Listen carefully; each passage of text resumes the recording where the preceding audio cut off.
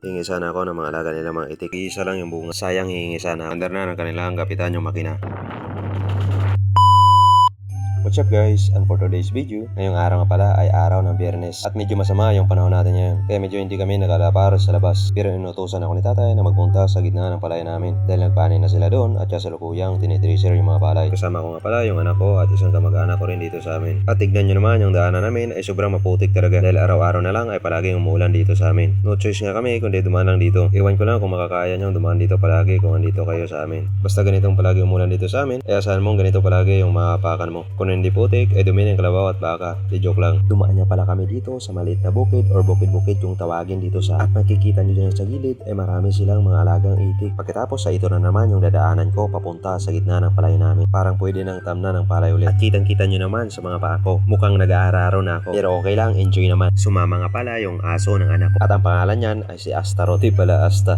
At yun na nga, dumating na kami dito sa gitna ng palayan nila tatay. At pagdating nga namin doon ay kakatapos ng pala nila na mag-tracer. At ito nga palang inapakan ni Joem ay puro ipana ng palay. Dahil sa patuloy na pagulan at malakas na mga hangin ay maraming mga natumbang mga palay. Kaya ganito ang kinalabasan. Konti na lang yung nakuha nilang ani. Kaya nakakalungkot isipin. Malaki yung nagastos sa pagtatanim ng palay at konti lang yung naani. Kaya malaki talaga yung lugi dito. Paswertihan na talaga ngayon kung marami yung naani mo. Binuhat na nga pala nila isa-isa yung mga palay na inaani dyan. Dadalhin pa nila doon sa unahan, doon sa may mangga. At medyo malayo pa talaga yung bubuhatin nila. Pero di bali, sanay naman sila sa buhatan. Yung mga nagbuhat nga pala ng palay ay sila Totoroni, Joem at Angolito. Sila nga pala yung nag-tracer ng palay. Shoutout nga pala sa inyo. At meron din palang mga hindi nakatanim dito. At meron din namang nauna nang nakaani. Nalala ko pa dati nang maliit pa ako. Dito ako nangangaso ng mga pugo. At siyempre nahabol yun ng mga aso namin. Aso nga pala nila lolo nang sila pala yung nagtatanim dito. At yung wala na sila ay sila tatay naman yung pumalit. Pagkatapos nga pala nila i-tracer ang palay ay kailangan pa nila itong blower. At dyan nga pala sila ng blower sa gilid ng mangga. At dyan nga lang yan, malapit ka lang Col Juicy. Shoutout nga pala sa'yo Col. Hindi ko pala siya nakita kanina, may pinuntahan lang siguro. Hingi sana ako ng mga alaga nila mga itik dito. At medyo marami na kasi. Paalbor naman Col kahit isa lang. Di joke lang. Konti lang kasi yan dati. Nanganak na rin pala yung inahin nilang kambing. Dalawa pala yung anak niya. Yung isa ay tagpi-tagpi na puti na may halong brown. At yung isa naman ay kulay itim. Kita nyo naman, di ba? At kanina ko pa hinahanap tong mga kasama ko.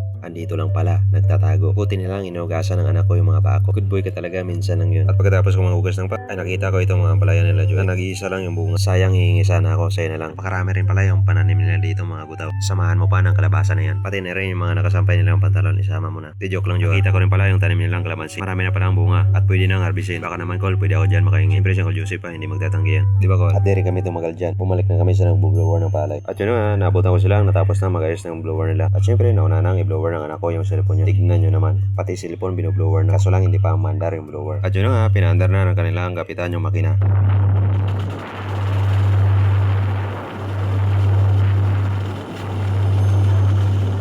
At kita nyo naman, isang kamagulang andar agad. Kanyang katinik si Joey. At inumpisa na nga nilang i-blower ang palay. Ganyan pala dito sa amin ang pag-blower. Kailangan mo pa talagang buhatin ang isang sakong palay. At medyo may kabigatan din niya dahil medyo basa pang palay dahil sa ulan. At talagang nakakapagod kung marami yung binoblower nilang palay. Kailangan niya pala nila yung blowerin para matanggal pa yung mga natirang mga iba. Ganyan kahirap ang mga gawain ng mga magsasaka. Umpisa pa lang sa pagtanim hanggang sa anihin. At nang matapos na yung isang sako, ay itong isang sako rin yung sinunod na nilang blowerin. Hanggang sa matapos na sila. At pagkatapos ay nagpagitang gilas pa itong anak ko. Gamitin pa sa puno ng mangga. Yun lang. Hanggang dito na muna guys. Peace.